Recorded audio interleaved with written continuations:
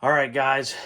Here I got a Browning box. Obviously, looks a little seasoned, battered, and beaten.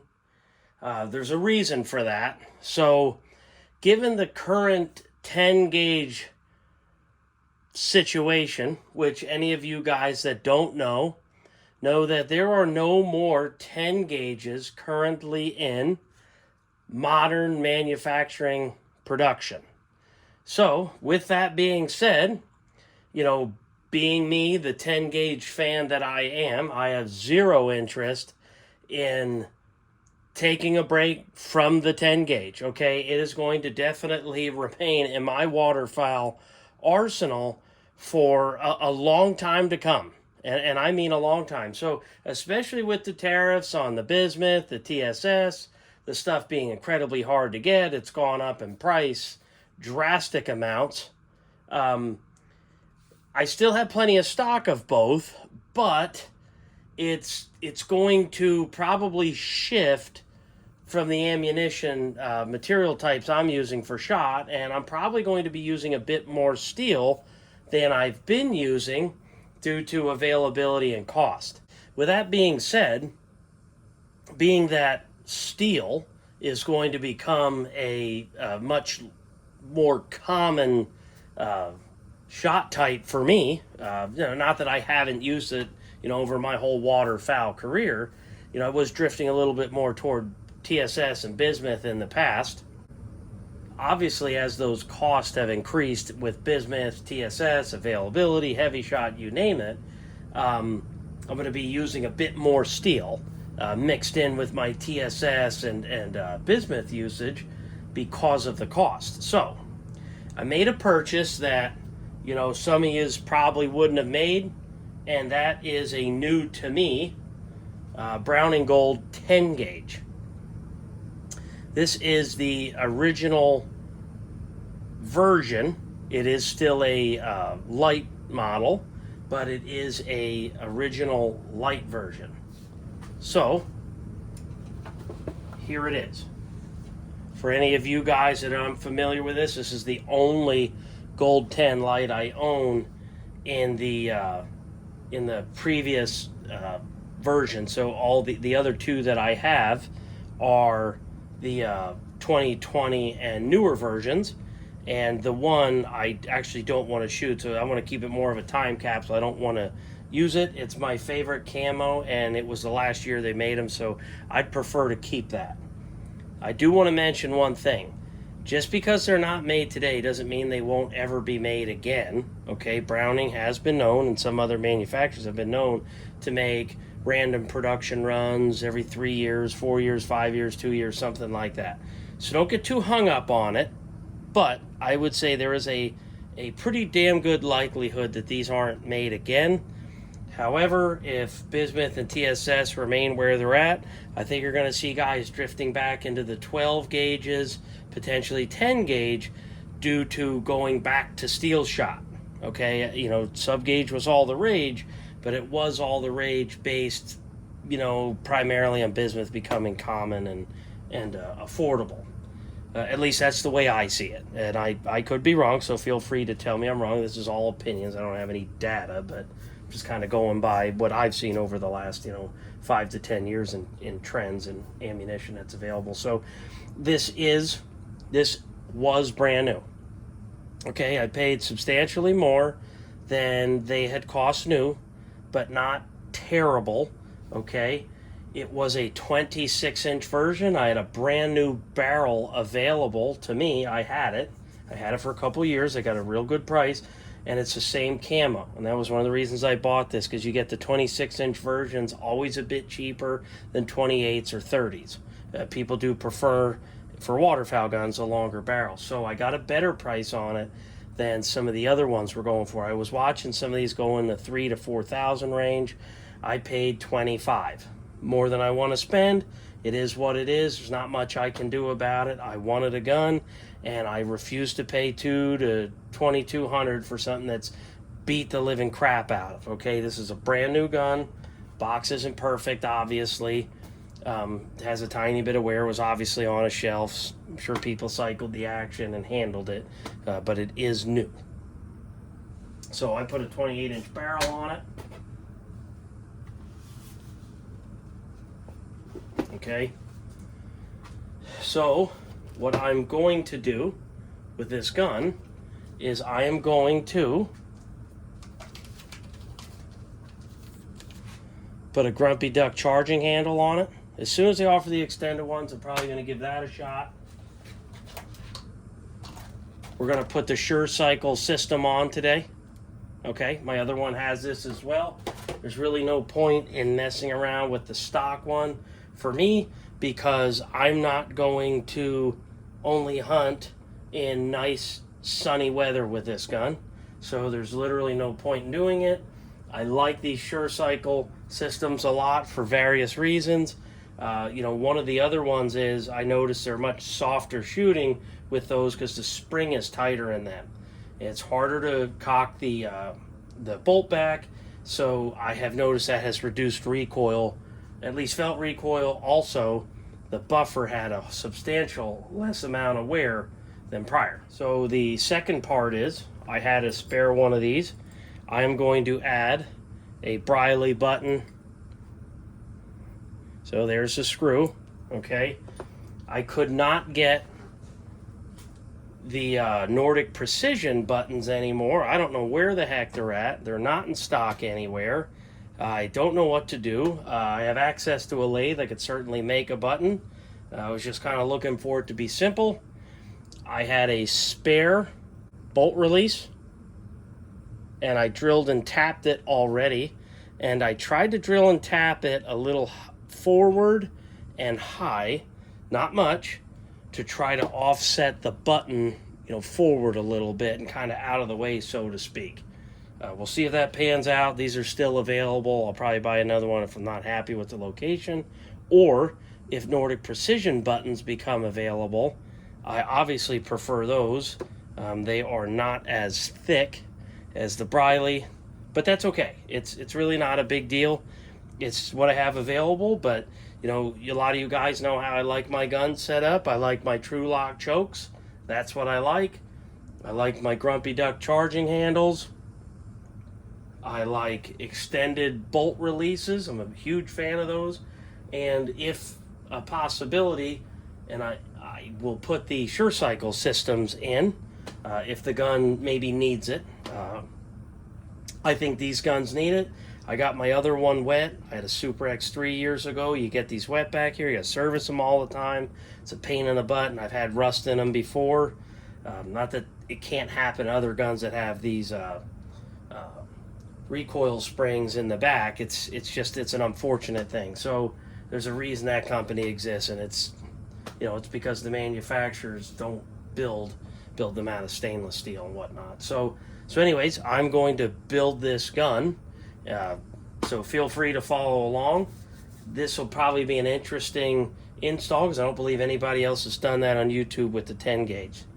So let's get started with disassembling the gun down to the buffer spring / action system, depending on what it's called. So this gun is pretty damn tight, and it is covered in the white grease. This is the less stinky. Well, that's not true. It's still stanky. It's not the normal stank that's been coming in the newer Brownings. At least that's what I've noticed. You guys, this is the Japanese-made guns too, by the way, not the Portuguese or Belgium-made guns. So if you guys have never taken one of these apart, I'll quick show you. There's a little crotch at the end of the lifter. Stick that crotch right in here. Stick it right in there. Hold the bolt with my thumb, okay? Let gravity be your friend and lift it up, and voila, okay? Very simple. This is substantially easier than the Mag 10, and I just found that out because I recently purchased one, and that'll come up in a future video. Yes, I have been on a slight 10 gauge purchasing spree. I sold a bunch of guns recently, and I'm kind of worried that they're not making 10 gauges anymore. So I'm kind of like, it's like walking into a pound, you know, and you want to take every puppy home. And that's kind of where I'm getting at with the 10 gauges right now. I just can't help but to see one for sale sitting on a shelf, you know. Feel like I have to take it home. So more to come. So let's take this butt stock off. So let me show you guys a trick when you're going to pull these butt pads off. By the way, these are definitely not as nice as the newer model. They are squishy, but they are not as squishy as the foam ones, although I suppose these are probably a bit more durable. So anyways, what you'll do is you could see a slit here. See a slit here? It's obviously where the screwdriver goes. So take a bit of gun grease and you can see what I just did. All right, so the purpose of putting that grease there is so you don't booger up your pad, and your screwdriver is obviously fatter than the hole, okay? They do make screwdrivers where it's just a tip, and then they turn these down on a lathe or something and make them much thinner in diameter, and they're actually designed for this purpose, so it's not so invasive to the pad. I don't have one of those. Do have access to a lathe once again. I think it's just getting the time, honestly, but let's take this pad off. All right, guys, got the pad off. Now, the last step is going to take this off. I assume that's metric, so let me grab my Allen wrenches. So guys, this is what I'm using right now. I don't know if you ever heard of this company. They're obviously not sponsoring me, so they owe me something. They sell one of these like ratcheting kits, got a bunch of different, those are even safety style torques, you name it. Here's actually, that's what I should have been using. I forgot that's why I bought this darn kit. So this is turned down to go below the butt pad. So like I said, it's less invasive. Now it's still, going to rub on the, butt pad, whatever material it's made of. But as you could see, this will kind of slip below the rubber, and then it'll be a little less invasive, and it won't open up the hole in your butt pad as much. So I forgot I had that, and I forgot that's why I bought that kit. So it's a 6mm, all right? You can see it right on the shank. And I'll undo this. This is actually ratcheting. So you could flip it. Okay, there's your ratchet to go back and forth.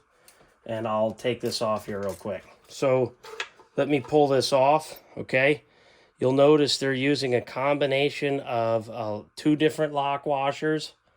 I'm not sure if the other gun that I have is like that. I don't think it is.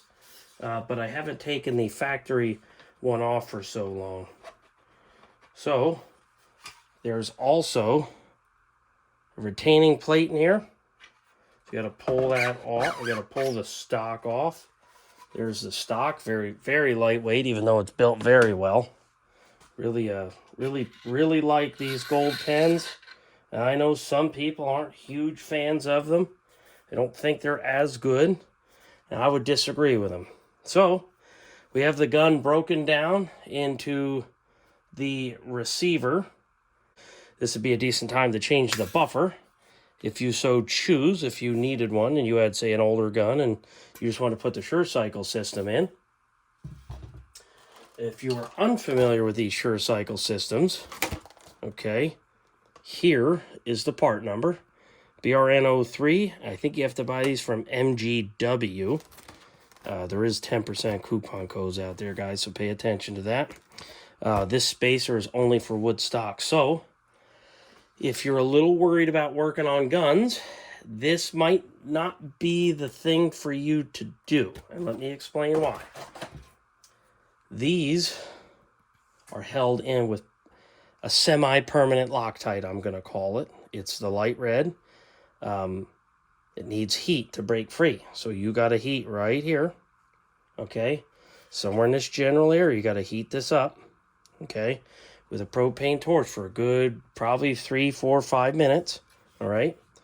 And you have to, there's no way to grip this without using like a pipe wrench or something of that sort. So it is what it is. There's no other way to get it off, guys. And if you heat too long, you'll melt this. So, you know, you want to be able to reuse this. So you want to pay attention. You want to be smart what you're doing. If you're not comfortable doing it, just take it to a gunsmith. But I will show you guys how to do it. You'll need a propane torch. If you have a MAP gas torch, it'll be better. You'll get the heat in there quicker. You'll break those threads and you'll keep the heat away from the buffer. So, yeah, let's go out in the garage and get this done. And you guys can watch me apply a propane torch to a $2,500 gun. All right, guys. So you're probably gonna want some of these soft pad jaws, okay, in your vise. All right. These were from, I don't know, Amazon. Not Amazon. I don't use Amazon. Jeff Bezos don't need any more money. Probably Harbor Freight or eBay, something of that nature, okay?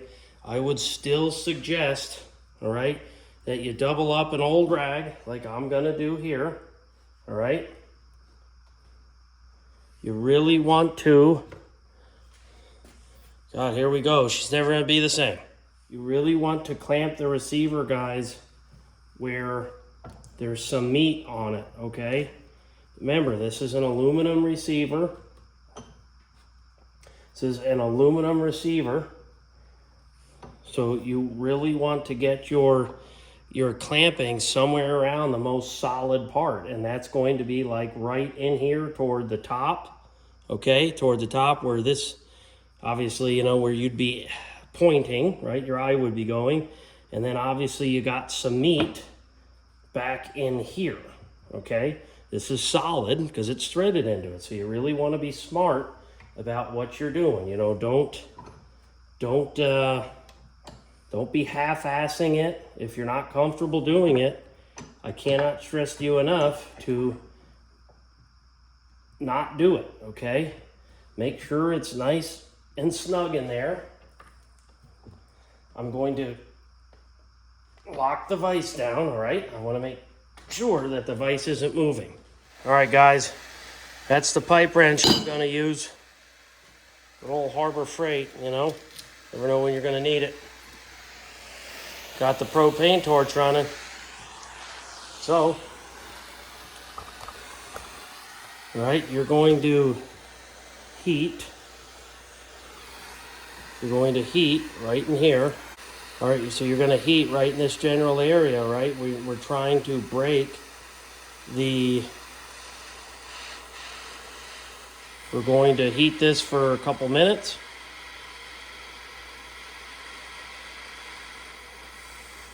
That's what we're going to do. And as soon as it's hot enough, I'll be back and we'll break it free. All right, guys, so I've been heating for probably about 2 minutes, 3 minutes. You kind of want to sacrifice your finger a little bit, kind of touch near the receiver. Make sure she's hot. So I'm heating about 2 inches, 1.5 inches from the receiver, you know, where it threads in, obviously. Righty-tighty, lefty-loosey, right? Nothing too crazy, guys. Ain't nothing too crazy right now. I know it could be a little bit overwhelming if you're a little worried about taking a torch to a gun, even if it's not expensive. I get that. So I'm going to try to break it free.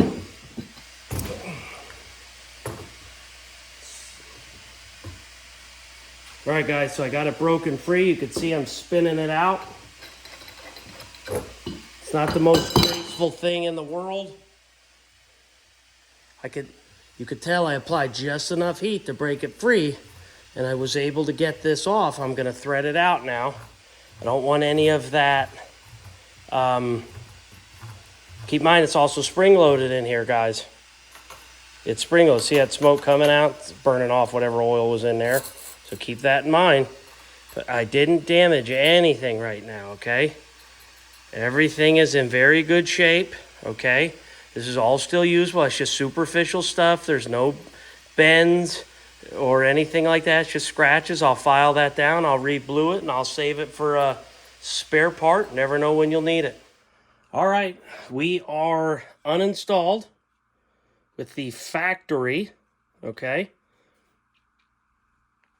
Didn't damage any finish, as you guys can tell. Everything looks good, so it can be done. See that? You don't have to damage anything. This is just warm. And as I showed you guys, I only applied enough heat in this area. I was able to spin this off by hand, still cool to the touch. So, you're looking probably about 2-3 minutes, 5 minutes tops, depending on how hot your flame is. If you've got a MAP gas torch, you might only need a minute, guys. So just pay attention, be smart, all right? If you're not comfortable, take it to somebody, or, maybe have a buddy or something or dad that's maybe more comfortable working on that stuff. But before we go to installing this, all right, we're going to put in the extended latch, all right? So let me grab what I need to do that, and we'll keep going forward. All right, guys, so you're going to need a really small flathead screwdriver, and there's a piece of nylon in here to keep this in place, and it's a little flathead, and it's threaded, obviously, and that's what this pivot pin is. It holds us in. So let me get this out, and then we'll get back to it. All right, guys, so I got the pin out, okay? So the pin, it'll just come right out. This is a very simple one to do, all right? This spring sits in here. So you got to keep that hole relatively centered, when you drill and tap your hole in here, okay? Now, this is the pin, okay? It is a real bear to get out. So, guys, that's the little pin that's holding it in. It's not held in with a roll pin like some of the others, okay? It's threaded at the end. It's easy to get out, relatively speaking, okay? I used a tiny little precision screwdriver, okay? That's what I use. It's very small. It's got to fit in the roughly diameter of the screw, okay? That's simple. So you might have to hunt around for a little screwdriver that fits that, okay? So let's go back to assembling this. All right, I'm going to pull this spring, set that one aside. I'm going to put it in this one. Now, that one coil's bent over a little bit, so it will stay in. You actually have to push it in. You'll kind of hear it snap in place. You'll notice that this other spring fits right in here. You could still see through the hole, so I got it centered enough, so that's okay. This shell stop, okay, this goes right in here. It lines up with these holes, right? There's a reduction in here, little shelf, sits in there just like that. Look at, it's kind of hard to screw this up, guys. It really is. Now, if you notice, right, holes line up in here. You can see through it. You could tell it goes up to here. So your screw, this screw is short, but you would not want that screw to be too long, right? Because this can bottom out on here. So just pay attention, because this isn't actually meant for what I'm doing. This is a Briley button for a Browning Silver, Super X2, Super X3, FNSLP, etc. Actually, I think it fits some Benelli models too, guys, by the way. But anyways, let's get to assembling this. This is relatively easy, okay? We just take this all together as one assembly. It's kind of hard to do on camera, so you guys are going to have to trust what I'm doing to some degree. Push that forward. That's your magazine follower, all right? Now, all you got to do is get your pin in place.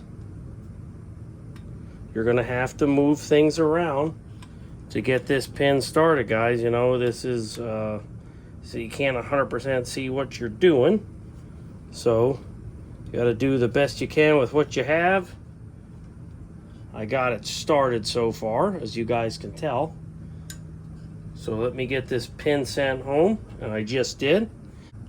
All you guys have to do is just screw this in, all right? It's pretty simple, all right? Try not to maybe put some tape around this if you don't want to accidentally scratch your camo finish. Now, I did realize why mine was so hard to get out. Not only is there a piece of nylon in there, think of it like a nylon lock nut, okay? There was some dirt or crud inside the crevice, or slit, if you will, that makes this kind of a flathead screwdriver, makes it accept the flathead screwdriver, rather.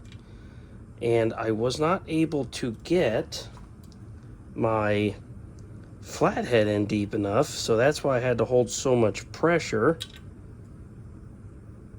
on the screwdriver to get it to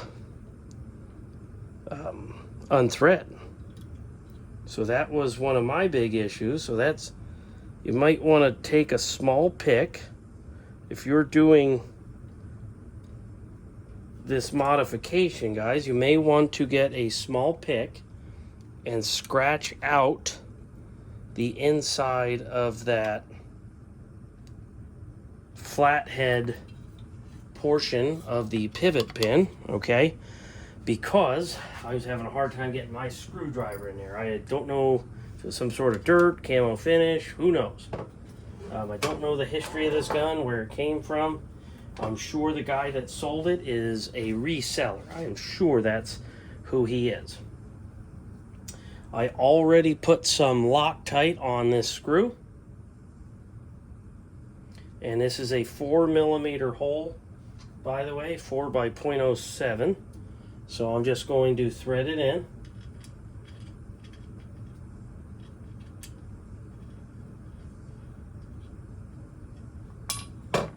All right, let me snug her down.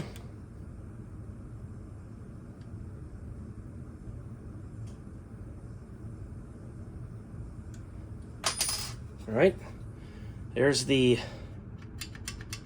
Briley button installed. This is definitely a more appealing button, no doubt. I just do prefer the other one. It's a little shorter.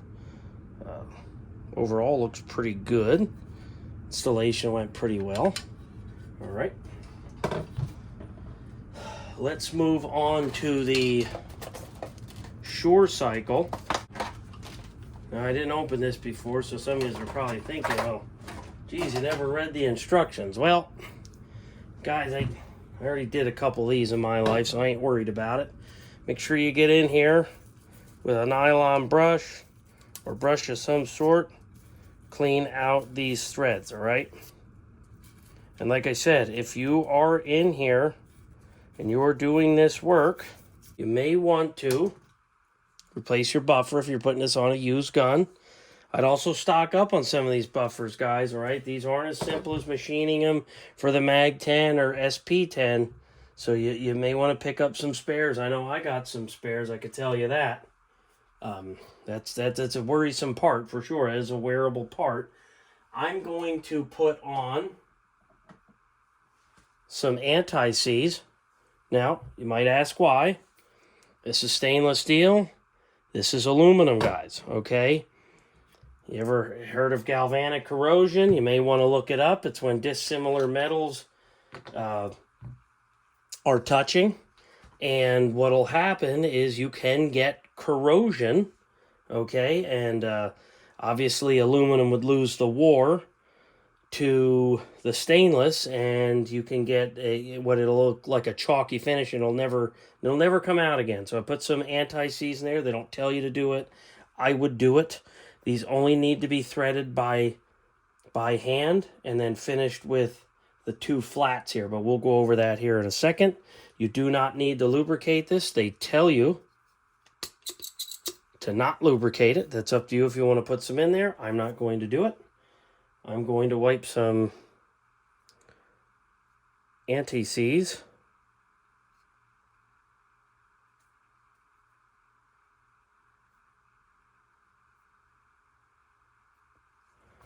I'm going to wipe some anti-seize on there, okay? Not a whole bunch. We're going to thread her in.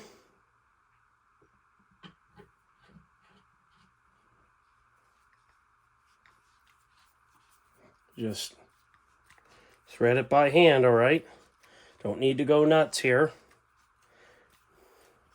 I've never had one of these loosen up, so don't panic. It's not a big deal, all right? I got it nice and tight by hand. Now I'm going to get on the 2 flats with this adjustable here. Let me pull the washers off.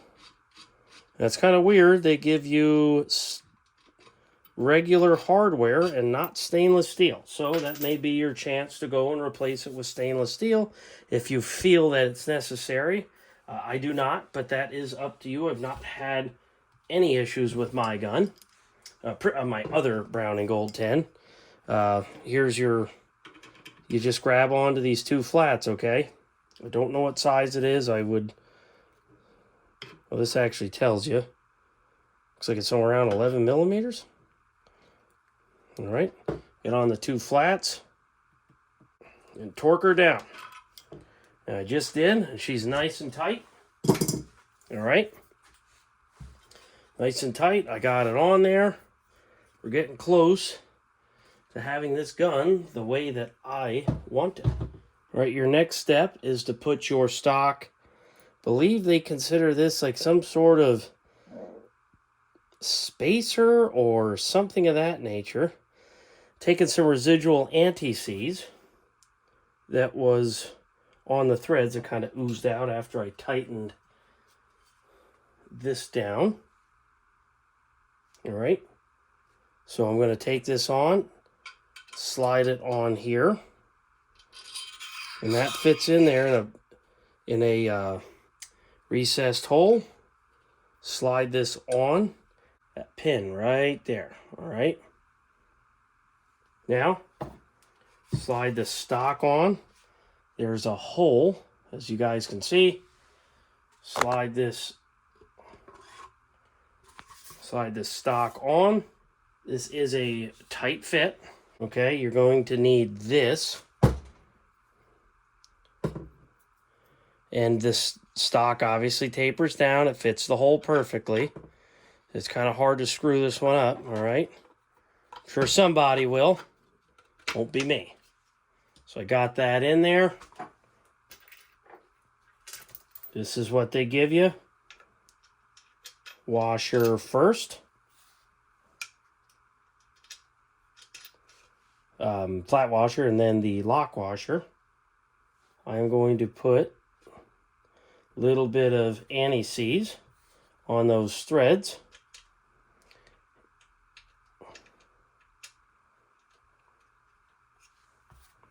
And I'll get this nut started. And then let me grab a socket and I'll get this tightened down. All right, guys, looks like it is a 1/2 inch. All right, let me tighten this down. And we'll go back on to assembly. All right, when you tighten this down, they don't give you like a foot-pounds to go to, but you don't need to go berserk, okay?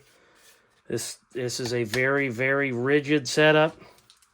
You don't need to go nuts. Just snug it down. All right, guys, got it installed. We're getting there, one thing at a time. So I'm going to put the butt pad on next. I'm not going to have you guys watch me do that. I'm just going to put it on, and I'll be back. All right, got the butt pad installed. By the way, this thing works great. These reduced shank are the ticket for putting butt pads off and on. So we got her done. Everything's looking good so far. Got it tightened down.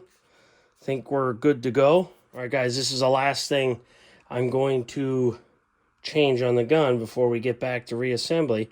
Okay, this is the pre-travel, okay? You tighten this screw down a little bit till you get rid of that pre-travel. Don't go too far, okay? I did this on my other Brown and Gold. If you do this to a BPS 10, you'll have a hard time engaging the safety. So You just don't have as much room to work. Let's see, take the safety off. Got a lot of room to go yet. Kind of see where I'm at now. Probably want a little bit, okay. You can watch your trigger move. You don't have to do this, it's just what I'm going to do.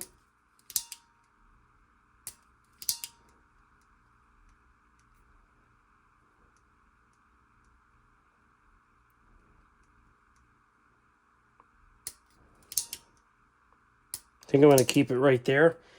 I don't know what size Allen wrench that is, guys. It's just something I have laying around, you know, from all the little gun projects I've had over the years. Feel free to put a dab of Loctite or super glue on that if you're worried about it moving. I've never had the problem. All right, so we got our trigger adjusted the way that I like it. Just a tiny bit of pre-travel. Ooh, that makes it feel a lot better. All right, let's get to reassembly. Bolt in first.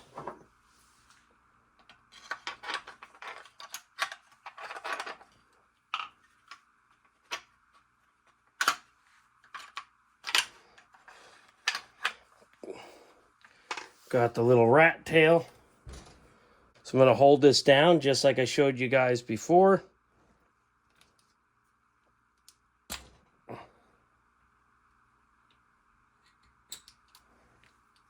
Hopefully you guys saw that. I eased it back up. And we are engaged. And let me tell you, there's some more spring tension on that. All right, let's put our Grumpy Duck 10 gauge charging handle in here. Now I remember talking to him back in like 2020 or something, right before COVID, or 22. And he's like, oh, I'm never going to make those. You and two other guys that shoot 10 gauges. Well, you know what? You've sold a couple so far. So put the trigger pack in.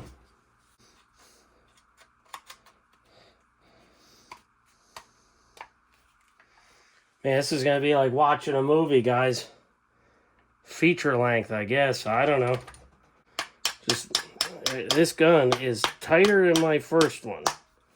So I don't know. Camo finish, maybe it's a little thicker. But that gun, it's hard to remember everything about it because it's been used so much compared to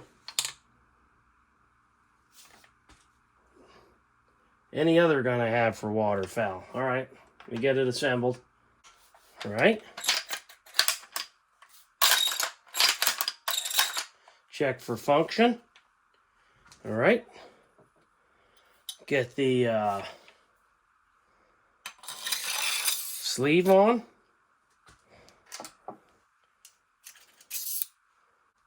Get the barrel on.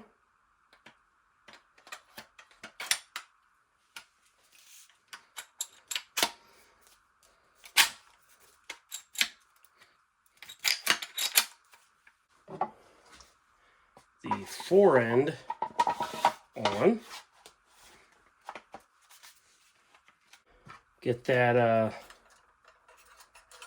reducer in there. Need that, you know, we're hunting waterfowl. Can't have over 3 shots here. Not even in snow goose season. All right, guys. That is it.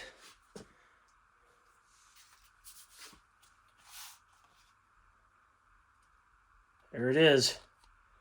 It's all complete.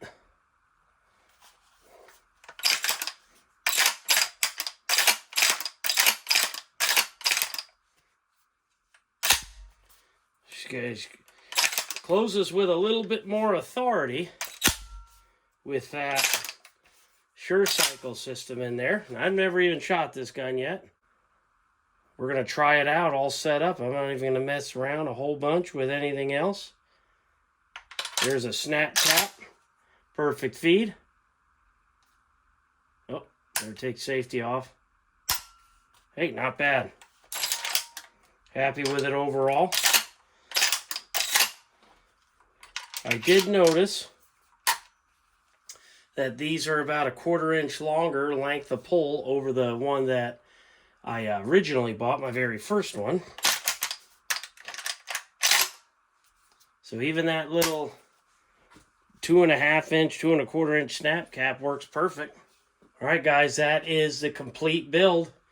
Bunch of work went into this gun. This is an identical setup to my very first one, which is a 2020 model, you know, with the kind of parallel section in the back. For the stock, it is actually, like I said, about a 1/4 inch shorter. I haven't gone over any other details that other than, you know, I've noticed that. Butt pad's not quite as nice. The fore end's a lot fatter on this one. The original one is it's definitely thinner. It kind of makes you feel like you're holding the 12 gauge instead of now you feel like you're holding the 10 with this guy. But you know, this is going to be my backup 10 gauge, and so I'm going to have 2 primary hunting, you know, semi-autos for hunting waterfowl, and then I have, you know, 1 other Gold 10 that, you know, I don't plan on ever using. Maybe I even pass that one down to my kids, and then I also got an Ithaca Mag 10 that I need to make a video on yet, but these are going to be my 2, you know, the original one that you guys have seen a dozen times, and then this one. They're going to be my primary waterfowl gun, so I'll have a backup when I travel to do my waterfowl hunting. So I have to take 2 different gauges if I choose to go 10. I'll be able to take this 10 gauge and the other 10 gauge. So yeah, it's a long video. You know, if you guys stuck it out this long, I appreciate it. It's been really hard to kind of do the whole YouTube thing, you know, working full-time as a manager and a plan, and, you know, my oldest boy's in baseball, and that's pretty time-consuming. We practice 7 days a week. Can't get better sitting on the couch. So this is what I got, guys. Appreciate you watching and following along. Hopefully I've helped some people along the way, and, you know, we'll see you back with another 10 gauge video. Thanks for watching.